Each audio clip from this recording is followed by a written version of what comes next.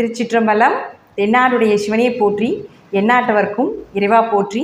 அனைவருக்கும் வணக்கம். இன்றைக்கி நம்ம பார்க்கக்கூடிய பதிவு என்னென்னு பார்த்துட்டிங்கன்னா, 2024 மே மாதம் 1ஆம் தேதி குரு பகவான் மேஷ ராசியிலிருந்து ரிஷப ராசிக்கு பயிற்சியாக போகிறார்.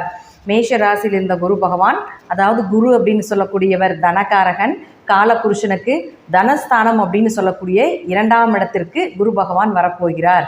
இந்த குரு பெயர்ச்சி ஒவ்வொரு ராசிக்கும் எந்த மாதிரி இருக்கும் அப்படிங்கிறத நம்ம முழுமையாக பார்க்கலாம். அதற்கு முன்னாடி நம்மளுடைய சேனலையும் சப்ஸ்கிரைப் பண்ணிக்கோங்க. பெல் பட்டனில் ஆல் அப்படின்னு சொல்லக்கூடிய பட்டனை கிளிக் பண்ணிக்கோங்க. அப்போ தான் நம்ம போடக்கூடிய அனைத்து பதிவுகளுமே உங்களுக்கு உடனுக்குடனே வந்துட்டுருக்கும். இந்த பயிற்சியினுடைய வீடியோஸ் எல்லாமே உங்களுடைய நண்பர்களுக்கும் உங்களுடைய உறவினர்களுக்கும் ஷேர் பண்ணுங்கள். என்னுடைய ஜோதிட குருமார்களையும் அதே போல் ஆன்மீக குருமார்களையும் வணங்கி, இந்த குரு பயிற்சி அப்படிங்கிறது மனதால் உண்மையாக எப்படி நாங்கள் ஜோதிடர்கள் குரு பயிற்சி குரு மாறினால் ஒரு ஜாதகருக்கு எப்படி சொல்லணும் அப்படிங்கிறத உங்களுக்கு வெளிப்படையாக நான் சொல்ல போகிறேன்.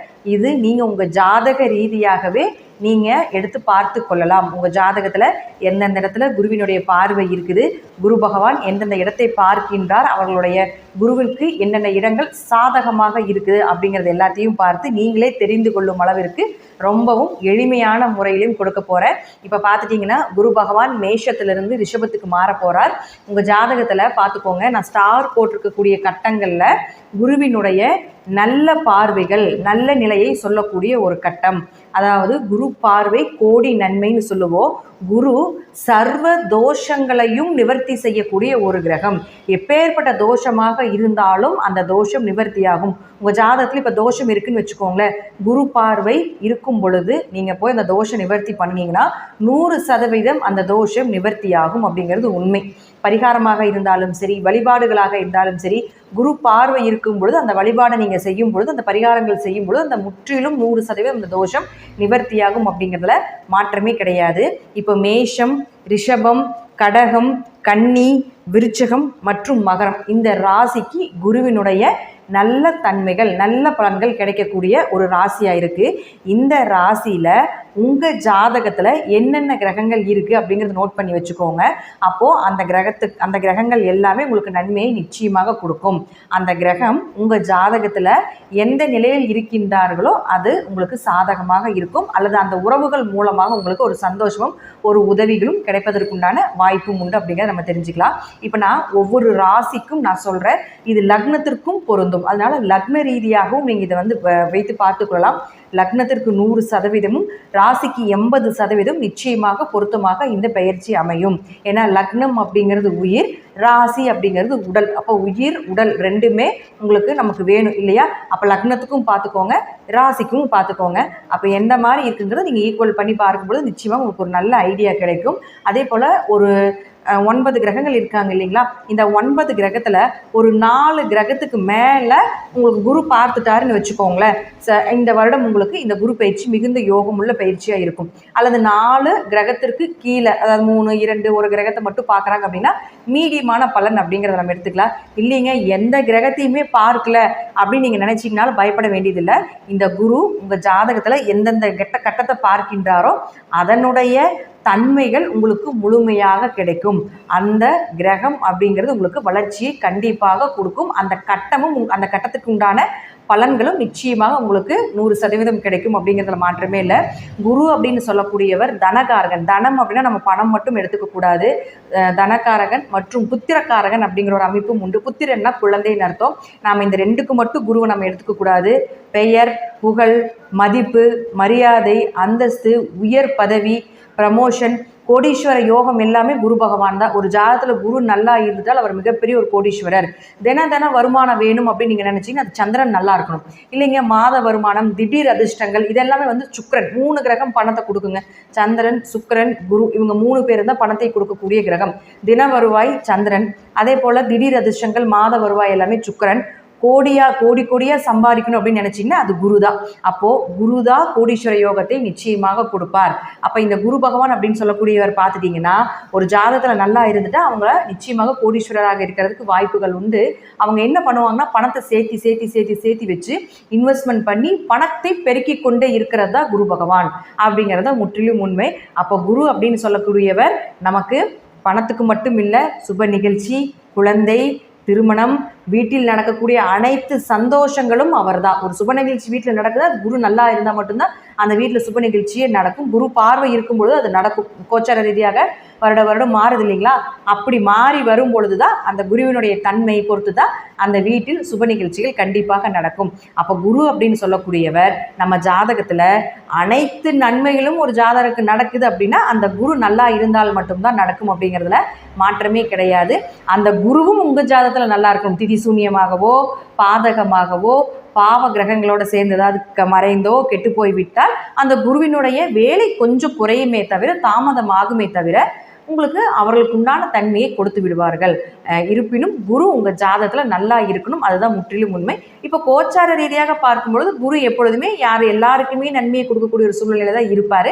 இப்போ ஒவ்வொரு ராசிக்கும் அவருடைய பார்வைகள் எப்படி இருக்குது, அவருடைய தன்மைகள் எப்படி இருக்குது, ஒவ்வொரு லக்னத்துக்கும் எப்படி இருக்கும் அப்படிங்கிறதையும் நாம் முழுமையாக பார்க்கலாம். கன்னி ராசிக்குண்டான குரு பகவானுடைய பயிற்சி பலன்கள் எப்படி இருக்கும் அப்படிங்கிறத பார்க்கலாம். கன்னி ராசிக்கு குரு பகவான் பொதுவாக உங்கள் ராசிக்கு 9க்கு வருகிறார். 9ல் இருந்து உங்களுடைய ராசியை பார்க்கின்றார். முதல்லையே உங்கள் ராசியில் கேது பகவான் இருந்துட்டு இருந்தார் இல்லைங்களா? அப்போது ராசியில் கேது பகவான் இருக்கும்பொழுது நிறைய தடை, தாமதங்கள், வம்பு, பிரச்சனைகள், மன விரக்தி இதெல்லாமே கொடுத்துருப்பார். கணவன் மனைவிக்குள்ள கருத்து வேறுபாடுகள், ஒரு பிரிவினைகள் இதெல்லாமே கன்னிராசி நபர்களுக்கு நடந்து கொண்டு இருக்கும். இப்போ இந்த குரு பார்வை படும் பொழுது இது எல்லாமே ஓரளவுக்கு சாந்தமாயிரும். அப்போது கணவன் மனைவி கருத்து வேறுபாடுகள் குறைஞ்சிரும், ஒரு வளர்ச்சி உண்டு. கேதுவினுடைய தடைகள் கொஞ்சம் உடைவதற்குண்டான வாய்ப்புகள் உண்டு. அதனால் இந்த குரு ஒரு வருட காலங்கள் அங்கே இருக்கும் பொழுது நிச்சயமாக இந்த கேதுவினுடைய தன்மைகள் கொஞ்சம் குறையும் அப்படிங்கிறதுல மாற்றம் இல்லை. இது பொதுவாக சொல்லக்கூடிய ஒரு இடம். அதே போல் 9ஆம் இடம் அப்படின்னு சொல்லக்கூடியது பார்த்துட்டிங்கன்னா குருவிற்கு ஒரு சிறந்த இடம். ஓடி போகிறவருக்கு 9ல் குரு கிடையாது. ஓடி ஓடி உழைப்பவர்களுக்கே 9ல் குரு அப்படிங்கிற அமைப்பு உண்டு. ஏன்னா 9ல் குரு இருந்தால் தன்னுடைய சொந்த ஊரை விட்டு பூர்வீகத்தை விட்டு வெளியே போய் வாழ்வாங்க அப்படிங்கிற அமைப்பு உண்டு. எப்போ அவங்க பூர்வீகத்தை விட்டு வெளியே போகிறாங்களோ அப்போ தான் அவங்களுக்கு வளர்ச்சி. நீங்கள் டெஸ்ட் பண்ணி கூட பார்த்துக்கோங்க. யாருக்கு 9ல் குரு இருக்காங்களோ அவங்களுக்குலாம் சொந்த ஊரில் பெரிய வளர்ச்சி இருக்காது. சொந்த ஊர் விட்டு என்னைக்கு வெளியே போகிறாங்களோ அப்போ தான் அவங்களுக்கு வளர்ச்சி. அப்போ நீங்கள் உங்கள் ஜாதகத்தில் ஜோதிடர்கள் சொல்லியிருக்காங்கன்னு வச்சுக்கோங்களேன், சொந்த ஊர் விட்டு வெளியே போங்க, பூர்வீகத்தை விட்டு வெளியே போய் இருங்க அப்படின்னு சொல்லியிருந்தாங்கன்னா இந்த காலகட்டங்கள் அதில் பயன்படுத்தி கொள்ள வேண்டும். அது இயற்கையாகவே அமைந்து விடும் அப்படிங்கிறது உண்மை. அப்போது ஓடி ஓடி உழைப்பவர்களுக்கு தான் 9ல் குரு. அப்போது 9ல் குரு வரக்கூடிய காலங்கள் நிற்கிறதுக்கு கூட நேரம் இருக்காது. அந்த அளவுக்கு வேலை பளு அப்படிங்கிறது நிச்சயமாக இருக்கும். வேலை இருந்தாலே நமக்கு வருமானம் வந்துருமே, வருமானம் இருந்தாலே குடும்பத்தில் பிரச்சனைகள் இருக்காது இல்லையா? அப்போது 9ல் குரு இருந்து லக்னத்தை பார்க்கும் பொழுது இந்த காலகட்டங்கள் முன்னோர்களுடைய ஆசிகள், தெய்வத்தினுடைய அனுகிரகங்கள் இதெல்லாமே நிச்சயமாக இந்த கன்னிராசிக்காரர்களுக்கு ஏற்படும் அப்படிங்கிறது உண்மை. அடுத்து இப்போ நம்ம இது பொதுவாக சொல்லக்கூடிய 9ல் குரு இருந்தால் இந்த தான் பலன் அப்படிங்கிறத நம்ம எடுத்துட்டோம். இப்போ ஒவ்வொரு ராசிக்கும் எப்படி இருக்கும் அப்படிங்கிறத பார்க்கலாம். இந்த 6 ராசி கட்டங்களில் உங்களுடைய 1 மற்றும் 10ஆம் அதிபதினு சொல்லக்கூடிய புதன் பகவான் இருந்தால் பெயர், புகழ், மதிப்பு, மரியாதை, அந்தஸ்து இதெல்லாமே நிச்சயமாக கிடைப்பதற்குண்டான வாய்ப்புகள் உண்டு. 10ஆம் இடம் அப்படிங்கிறது தொழில் ஸ்தானம் இல்லைங்களா? அது உங்களுக்கு மாமியாரை சொல்லக்கூடிய ஒரு இடம், தொழிலை சொல்லக்கூடிய ஒரு இடம். அப்போது இந்த புதனை குரு பார்க்கக்கூடிய ஒரு காலகட்டங்கள் தொழிலில் நல்ல வளர்ச்சி, தொழிலில் புதுசாக இன்வெஸ்ட்மெண்ட் பண்ணி செய்யக்கூடிய ஒரு அமைப்பு. ஒரு இடத்துலேருந்து இன்னொரு இடத்திற்கு பார்த்துட்டிங்கன்னா நிச்சயமாக உங்களுடைய பிரான்ச்சஸ் அதிகமாகறதுக்குண்டான வாய்ப்பையும் ஏற்படுத்தி கொடுப்பார். புதியதாக தொழில் தொடங்கலாம் அப்படின்னு நினச்சிட்டு இருந்தீங்கன்னா இந்த குரு பார்வையில் புதன் இருக்கக்கூடிய காலகட்டங்களில் நீங்கள் தொழில் தொடங்குனீங்கன்னா அது மிகப்பெரிய ஒரு வளர்ச்சியை ஏற்படுத்தி கொடுக்கும். அடுத்து உங்களுக்கு 2 மற்றும் 9ஆம் அதிபதினு சொல்லக்கூடிய சுக்கிர பகவான் இந்த 6 ராசி கட்டங்களை எங்கே இருந்துட்டாலும் சரி குடும்பத்தை அமைத்து கொடுத்தே ஆக வேண்டும் அப்படிங்கிறது விதி. அதே போல் உங்களுடைய வாக்குக்கு உங்களுடைய வீட்டில் மதிப்பு மரியாதை உண்டு. பண வரவு வந்து கொண்டே இருக்கும் இந்த வருடம் முழுவதும் அப்படிங்கிறது உண்மை. அடுத்து அவரே 9ஆம் அதிபதியும் ஆகிறதுனால தந்தை சொத்துக்கள், தந்தை பூர்வீக சொத்துக்கள், தந்தைக்கும் உங்களுக்கும் இருந்து வந்த கருத்து வேறுபாடுகள் இதெல்லாமே நிச்சயமாக உங்களுக்கு சாதகமாக இருக்கக்கூடிய ஒரு அமைப்பாக ஏற்படுத்தி கொடுப்பார். 9ஆம் இடங்கிறது 9ல் குரு இருந்து இந்த சுக்கிரனும் இந்த குருவும் சுக்கிரனை பார்த்து விட்டால் நல்ல குரு அமைவார்கள். உங்களுடைய வாழ்க்கையை வழி நடத்தி செல்லக்கூடிய ஒரு நல்ல குரு அப்படிங்கிறது நிச்சயமாக உண்டு. 9ஆம் இடம் உயர்கல்வி அப்படிங்கிறதுனால உயர்கல்வி சார்ந்த படிப்பில் இருக்கக்கூடியவர்களுக்கு நிச்சயமாக ஒரு நல்ல வேலை வாய்ப்புகளோ அல்லது உயர்கல்வியிலிருந்து வந்த தடைகளோ இதெல்லாமே விலகுவதற்குண்டான வாய்ப்புகளும் உண்டு. தீர்த்த யாத்திரை, கோவில் கட்டுமான பணி இதெல்லாமே நிச்சயமாக உங்களுக்கு கிடைக்கும். அதற்குண்டான வாய்ப்புகளையும் இந்த குரு பகவான் ஏற்படுத்தி கொடுப்பார். அடுத்து 3 மற்றும் 8ஆம் அதிபதினு சொல்லக்கூடிய செவ்வாய் இந்த 6 ராசி கட்டங்கள் எங்கிருந்தாலும் சரி முயற்சிகள் கைகூடும், வெற்றி உண்டு, காரிய ஜெயம் உண்டு. இளைய சகோதரர்கள் மூலமாக உதவிகள், மாமியார் மூலமாக மாமனார் மூலமாக நிச்சயமாக உதவிகள் கிடைப்பதற்குண்டான வாய்ப்புகள்.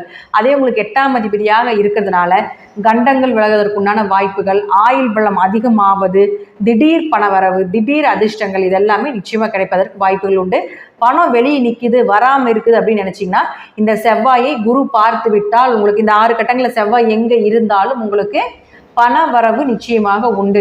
வெளியே கொடுத்த பணம் எல்லாமே உங்களுக்கு கை வந்து சேருவதற்குண்டான வாய்ப்பையும் ஏற்படுத்தி கொடுப்பார். அடுத்து உங்களுடைய ராசிக்கு 4 மற்றும் 7ஆம் அதிபதினு சொல்லக்கூடிய குரு பகவான், குரு பகவானே உங்களுக்கு 4ஆம் அதிபதியுமாகி 7ஆம் அதிபதியுமாகி 9ல் இருக்கும் பொழுது 4 குடையர் 9ல் இருந்தால் தாய் மூலமாக உதவிகள், தந்தை மூலமாக உதவிகள், வீடு மனை சொத்துக்கள் கிடைப்பது, பூர்வீக சொத்துக்கள் மூலமாக ஒரு அதிர்ஷ்டங்கள் கிடைப்பது, அதே போல் வண்டி வாகனங்கள் வாங்கக்கூடிய ஒரு அமைப்பு இதெல்லாமே நிச்சயமாக ஏற்படுத்தி கொடுப்பார்.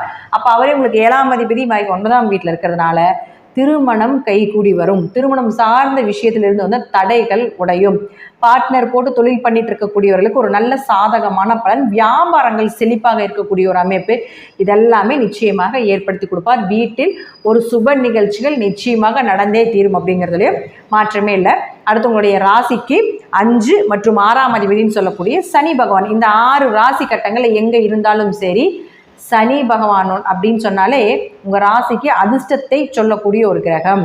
அப்போது இந்த 6 கட்டங்கள் இருந்தாலும் உங்கள் ஜாதகத்தில் அதிர்ஷ்டமான ஜாதகமாக இருந்தாலோ அல்லது விபரீத ராஜயோகத்தை கொடுக்கக்கூடிய ஒரு ஜாதகமாக இருந்தாலோ இந்த சனியை குரு பார்க்கும் பொழுது நிச்சயமாக என்ன பண்ணுவாருங்க, அதிர்ஷ்டங்கள் பெருகும், விபரீத ராஜயோகங்கள் ஏற்படும். குழந்தைகள்னால் உங்களுக்கு ஒரு மதிப்பு மரியாதை நிச்சயமாக உண்டு. குழந்தை சார்ந்த விஷயத்தில் உங்களுக்கு ஒரு சந்தோஷமும் மகிழ்ச்சியும் உண்டு. புதியதாக மழலை செல்வங்கள் குழந்தை பிறப்பதற்குண்டான வாய்ப்புகளும் உண்டு. இந்த 6 ராசி கட்டங்களில் சனி பகவான் இருந்தால் மட்டும் குழந்தைக்குண்டான ட்ரீட்மெண்ட் எடுங்க, இல்லைன்னா எடுக்க வேண்டாம், அது உங்களுக்கு ஃபெயிலியரை கொடுத்து விடும் அப்படிங்கிறது அமைப்பு உண்டு. அதே போல் வேலை வாய்ப்பு 6ஆம் இடங்கிறது வேலை வாய்ப்பு, போட்டித் தேர்வு, அரசு தேர்வுலாம் 6ஆம் இடம் தான்.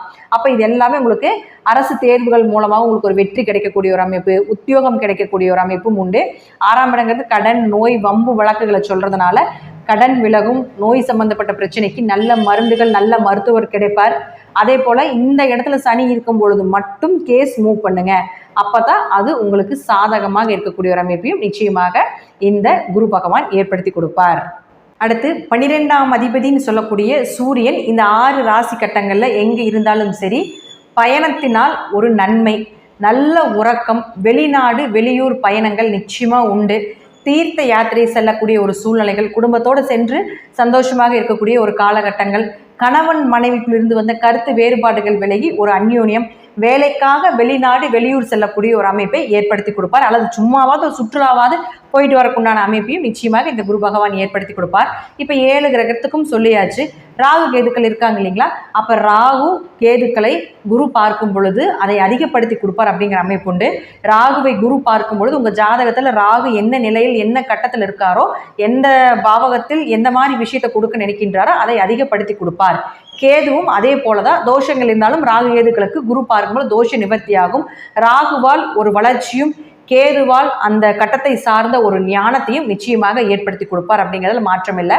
அடுத்தது உங்களுக்கு இந்த நம்ம 9 கிரகத்தையும் பார்த்தாச்சு. இப்போ குரு அப்படின்னு சொல்லக்கூடியவர் உங்களுடைய 1ஆம் வீட்டை பார்க்கின்றார், 3ஆம் வீட்டை பார்க்கின்றார், 5ஆம் வீட்டை பார்க்கின்றார். மதிப்பு, புகழ், மரியாதை, பெயர், புகழ் எல்லாமே கிடைக்கும். விஜய வீரிய ஸ்தானம், தைரியமாக வெற்றிகள் கிடைக்கக்கூடிய ஒரு அமைப்பு. 5ஆம் இடம் குலதெய்வம் உங்கள் வீட்டில் வாசம் செய்யக்கூடிய ஒரு அமைப்பு இதெல்லாமே நிச்சயமாக உண்டு, பயப்படாமல் இருக்கலாம். கன்னிராசியை பொறுத்த வரைக்கும் பார்த்தீங்கன்னா இந்த 1 வருடம் கேது பகவானுடைய தாக்கம் கொஞ்சம் குறைவாக இருக்கும். நான் சொல்லக்கூடிய கருத்துக்கள் 80% நிச்சயமாக பலிதமாவதற்குண்டான வாய்ப்புகள் உண்டு. உங்களுடைய தசாபுத்திப்படி நான் சொல்லக்கூடிய கருத்துக்கள் சிறிது மாறுபடலாம்.